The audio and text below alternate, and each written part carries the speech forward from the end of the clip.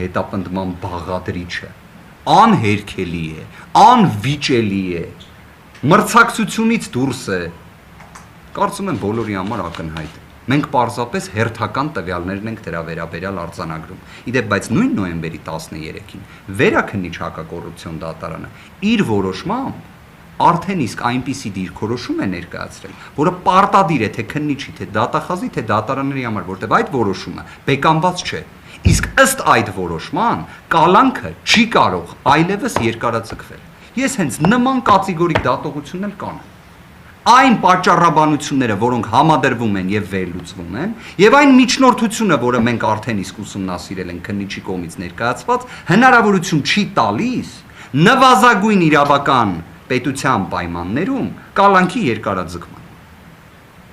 Սա է իրավիճակը։ Գործընկերներս